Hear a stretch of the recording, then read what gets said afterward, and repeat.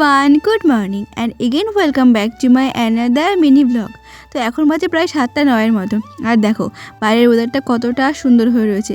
চারিদিকে আজকে ভীষণ কুয়াশা পড়েছিল আর তার জন্য পুরো অন্ধকার অন্ধকার হয়ে রয়েছে। তারপর তো আমি গেছিলাম ছাদে আর গিয়ে দেখতে পাই এই কাণ্ডটা।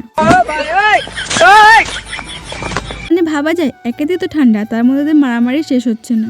আর আজ সকাল থেকে তো কুয়াশা পড়েছে তোমরা দেখলে, আর তার জন্য দেখো সকাল থেকে সূর্যমা দেখা পাওয়া পুরো বন্ধ হয়ে গেছে।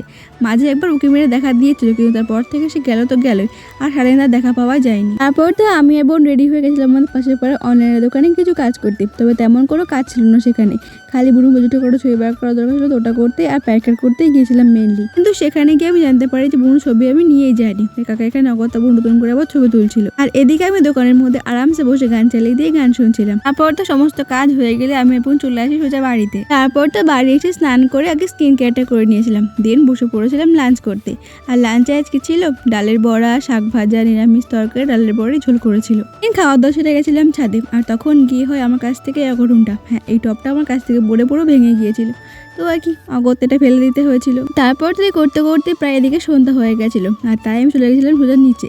তারপর রাতে খাওয়ার জন্য বাবা এনেছিল ভেজিটেবিল চপগুলো, তো আমার সাথে সাথে আমি নিয়ে বসে পড়েছিলাম খাবার জন্য। আর এগুলো খেতে না ভীষণ ভালো লাগে আমার। তারপর রাতে খাওয়ার জন্য মা এখানে করেছিল ভেজ চাউমিন, তো রাতে আমি ওটাই খেয়েছিলাম। সো আজকের জন্য ভিডিওটা এই পর্যন্ত। দেখা হচ্ছে নেক্সট আরেকটা ভিডিও, ততক্ষণের জন্য টাটা।